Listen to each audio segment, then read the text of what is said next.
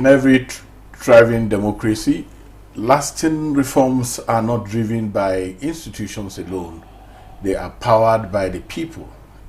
In Nigeria, citizens have increasingly stepped into this role using their voices, platforms, and collective actions to push for electoral transparency, accountable leadership, and inclusive governance from the not too young to run movement to community-led voter education initiatives. We've seen how citizens' engagement can shift narratives and influence policy, yet there are still many barriers. Limited access to credible information, fear of political backlash, and seemingly lack of trust in the system and reforms to take root. Citizens must not only participate in elections, but also actively shape laws, policies, and systems that govern them. So, how do we strengthen civic power? What tools, strategies, and reforms are needed to empower Nigerians to become consistent drivers of change, not just during elections, but every day? Tonight, we'll take a closer look at the power of citizen action and how ordinary people can become extraordinary forces for reform. I am Ezenwa Wagu. Welcome to Electoral Reform Half Hour on the NTA News 24 Abuja. This program is brought to you by the Peering Advocacy and Advancement Center in Africa, PACA, with support from MacArthur Foundation. Comrade Christopher Isiguzo, MFR, is a seasoned Nigerian journalist and media leader who served as the national president of the Nigerian Union of Journalists, NUJ, from 2018 to 2023. A former This Day newspaper bureau chief for the Southeast region, he played a very crucial role in advocating press freedom, media reforms for journalists' welfare. Under his leadership, the NUJ underwent significant constitutional reforms and gained international recognition. Honored with the Member of the Order of the Federal Republic, Isiguzo remains an influential voice in Nigeria's media landscape. It's my pleasure to welcome you again. The last time we were on the program, I told you that you were coming back, and that looked like some prophecy, and I'm happy that you're back to join us. I didn't know it would be this soon, but thanks for having me. Good evening, viewer.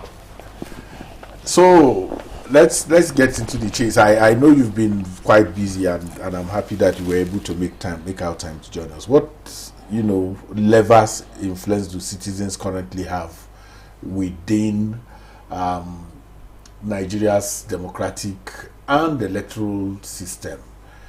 And are there enough drivers to drive real reforms? Okay, thank you very much once again.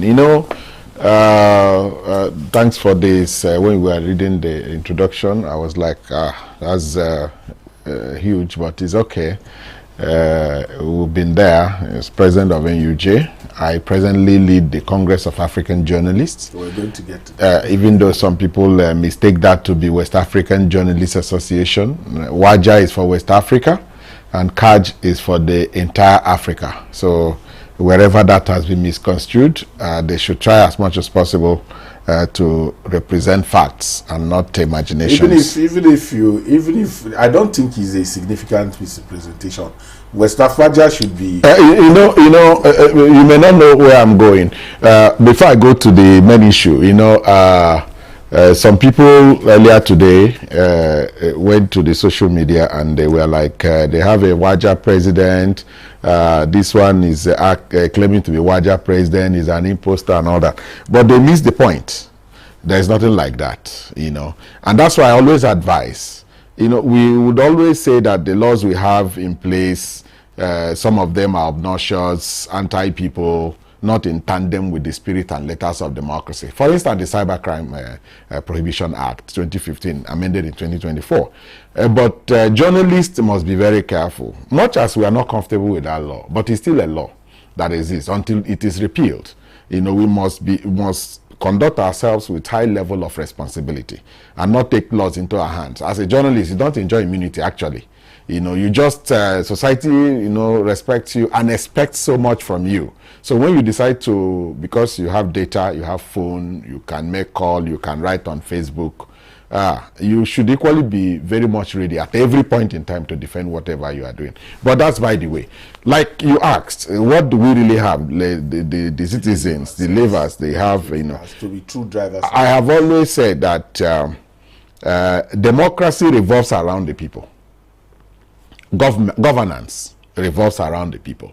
If you remove the people from governance, there is no governance, you know. So, and what it means is that the people must be active players, not just spectators, for government to work, for democracy to thrive, to be seen to be responsive and you know, and panders to the whims and caprices of the people. The people must be centrally involved. That's why in those days the simplest definition of democracy is government of the people, by the people, and for the people. What it simply means that the beginning, the midpoint, the end of democracy is the people. So it's not just about giving the people what do they have. No, the people own it.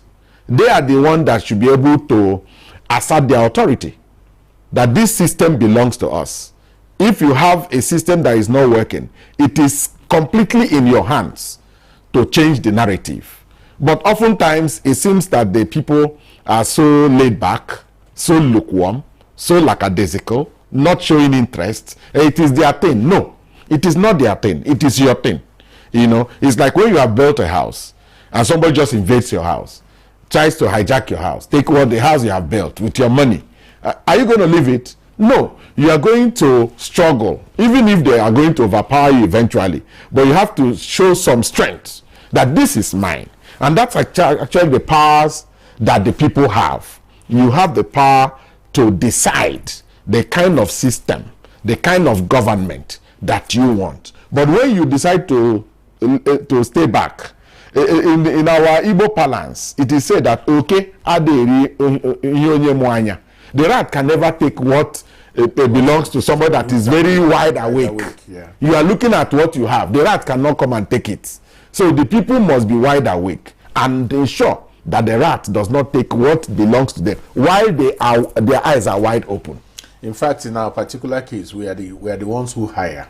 We hire the leaders. Yes. In democracy through electoral democracy. So I'm happy you know what you said resonates quite clearly with how can then these citizens have a play in some of the amendments that are currently going on. Issues around electronic transmission of results, which is still very vague, diaspora voting, and you know, even internal party democracy. We've left politics, you know, to the politicians, so to speak. But the recruitment process, the leadership recruitment process, is in their hand. INEC does not produce candidates. It is the parties that produce a candidate, and INEC conducts election. So, but we don't play any role in the party congresses, even in terms of oversight. Yes. So are there much? What are your thoughts? What are there those things? Yes. As of today, I want to agree with you that we don't have independent candidacy, where you don't need to necessarily go through political party. Our system recognizes a multi-party system, where you must go through party in order to be fielded as a candidate, and you take part in the real election conducted by the election management body. You know, so to that extent, Parties are equally populated by human beings. You know, no matter how we try to play our politics, no, I don't belong to any party. No, you have to be involved.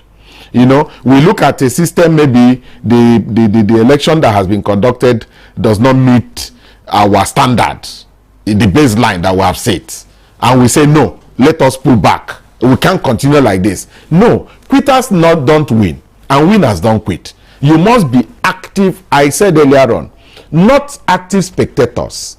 You have to be active participants. So where do we find the National Orientation Agency on this? National Orientation Agency has that responsibility of mobilizing the people. You know, taking a governance, so to speak, down to the communities, the grassroots level. What are the challenges that you know, they still have their challenges. Until recently, where we now have a thoroughbred professional, Larry Onilu there, who has come on board. We probably had almost lost touch with National Orientation Agency. No, Dr. Barry was also quite... Okay, beautiful. Yes, I remember. You know, but at some point, it was like the place wasn't really, nothing was really working. Thank God you remember Dr. Barry. Yeah, I worked closely with him when we were in the committee for, the publicity committee for the national census. So we were together, and he's a very, he's somebody that wants to get things done. You know, and thank God after him, we have Larissa Onilu, who is on board at the National Orientation Agency. Their key responsibility is to mobilize the people, to be part of governance. Whether it is election, whether it is real governance, because in Nigeria we seem to even mistake election time and governance. We are very big on elections. We shout elections. Governance is where we slack. We withdraw. You know. Comrade Isiguzo, we are going to go on a break now. Electoral Reform Half Hour will continue shortly. Stay with us.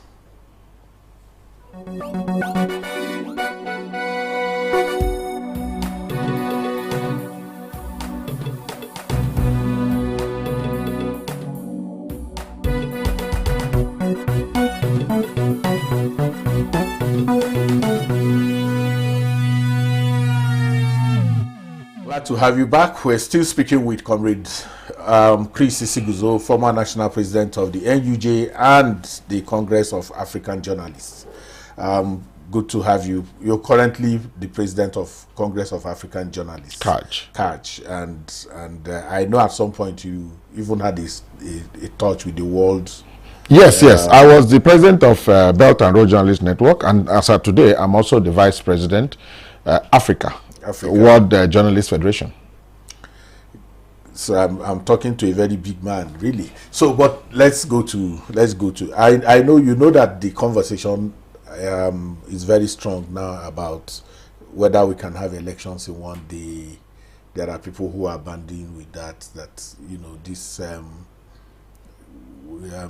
the current arrangement where we have presidential, national election, and then the governorship and the state assembly, that we should put all of that together in one day. There are also people who are talking about even local government election. All elections should just come on in one day. Where are you? What are your thoughts on that? Yes, you have asked two questions. We have a body that is called the FOSIECON, Forum of State Independent Electoral Commissions. And that is where you have the state electoral commissions come together and form a forum. And they have just one assignment: to conduct local government elections. You know, looking at the way we've conducted the third-tier election over time, you see any state, if it is how do I put it, APP or ACN or whatever party that's controlling a state, when you conduct an election, they sweep the whole almost 100% in some cases, you know, and that's not helping democracy. So if you allow me, I will advise that in the current electoral reform process, that responsibility should be transferred to the Independent National Electoral Commission. Let them conduct all elections in the country, be it local government election, state or federal election. Now, should we bring them together? It requires a whole lot of planning. you know, because we are talking about state assembly, national assembly, governorship, presidential. Then you're talking about local government. For now, we not necessarily carry all of them together. But if we can plan and hold the state and the federal elections at the same time, that would be okay. You are going to reduce resources, because the same money, quantum of resources you invest in conducting election for the state assembly and the governorship is almost the same, because it's still across the country. You are going to repeat for national assembly and presidential. If you bring them together, you are going to use the same manpower. Yes, all we require is planning, proper planning. Well, the current arrangement is still fraught with logistical, challenges, and which sometimes has something to do with the nature, the complexion, the topography of our country. It doesn't really matter. One thing the challenge we have is that whenever we conduct the election, we want the result to come out immediately. And we seem to put pressure on INEC. We don't need to put pressure on them. Allow them to take their time. If it's going to require 1 week within which to announce result, let them take it. Comrade President, the issue of trust. I don't have too much time. The challenge with us is, what has happened? They have cooked. By the time they keep it. By the time they keep it, all of those issues.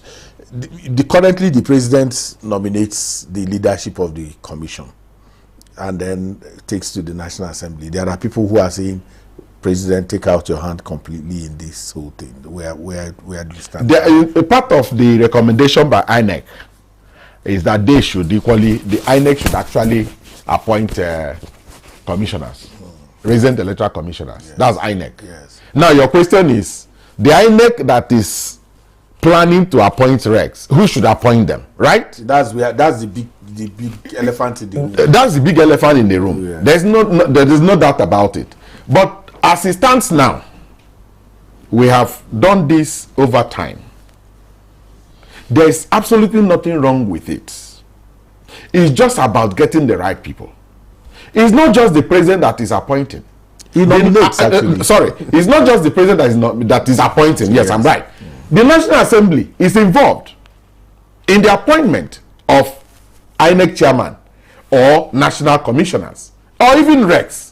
So if the president nominates and we have a responsible and responsive National Assembly, what is wrong with when somebody is nominated and sent to them? They look at the person and they think the person does not meet the bill. The National Assembly should be able to assert its authority, because the National Assembly is a representation of Nigeria. When National Assembly clears you, it is taken that Nigeria has cleared you. Is that not true? What the president does is just to nominate, but it's still Nigerians that will eventually give the clearance. So a situation where we begin to say, no, let the president remove his hand and all, I don't think it's really necessary, so that we don't belabor the entire electoral reform process. Let us pick the key issues, face them, so that when you are running and you are carrying so many things, the weight is likely going to weigh you down and you end up achieving nothing. I think we always like to outsource our problems. Once we have a problem, rather than confronting it, we want to push it to somewhere else and then come back to where we started originally. So all of these reforms, there is a kitty kata, as they say in Nigeria, at the National Assembly about reforms. How can citizens track this, and then what are your final thoughts as we? I am very much aware that at every point in time there is always what is called public hearing, public engagement. That means where the people are involved. Yes. Sometimes they even go through to the zones, they go to the states, they sit down with the people. That's democracy in action. The people make their inputs. Is that not so? So the people are already involved. You have elected your representatives. At the House of Representatives, we have about 360 of them, right? Yes. Then at the Senate, we have 109 of them. 469 people. Multi-party. Good. Multi-party. But they represent the people. Yes. They represent Nigerians. Yes. And they still come to us. They come to the constituencies. Yes. let's make our inputs. We should be able to trust those we have elected because they represent us. We have already reposed our confidence in them. Let us repose our trust in them, believe in them. It is only when they have derailed, we also have opportunity in the next round of election to say, no, SNY, you didn't do well now.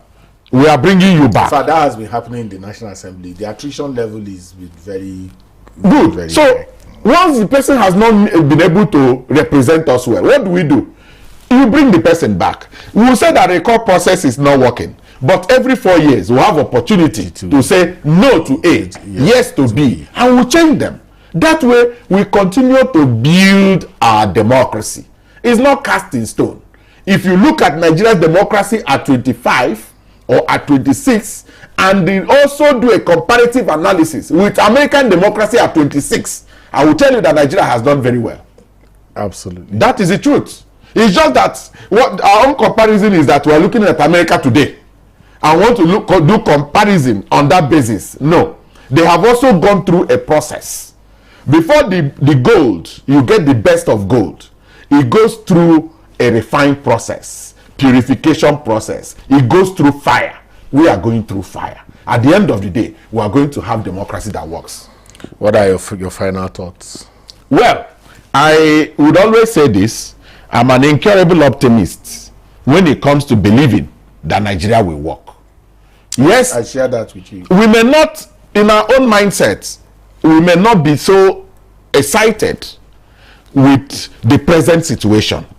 But like a cliche, Rome was not built in a day. It took time. In the course of building it, we could put 2 blocks where 1 block should be. We could put 3 nails where we ordinarily need 4. These are the teething process, the crawling process, the standing up process, the walking process, and the running process. Well, we must go through those processes. I think we should not also become very comfortable at the point, because Nigeria didn't start 25 years ago. Nigeria. No, I'm looking at this democracy, Fourth Republic. Yes, but we've come from somewhere. But put all of them together, we are not doing so badly as people think. I agree with you. I think this is a good place to, where we wrap up our conversation on this episode of Electoral Reform Half Hour. And we wish to especially thank Comrade Chris Isiguzo for your time and contributions on the program. It was an extreme pleasure having you. Thank you so very much. Thank you very much. And thank you for every time we call you, you find time to just join us. I appreciate that very strongly. Electoral Reform Half Hour is brought to you by the Peering Advocacy and Advancement Center in Africa, PACA, with sponsorship from MacArthur Foundation. We are live every Saturday from 8:30 p.m. to 9 p.m. with a repeat broadcast every Sunday at 2:30 p.m. same station. Thank you for watching. I am Ezenwa Wagu.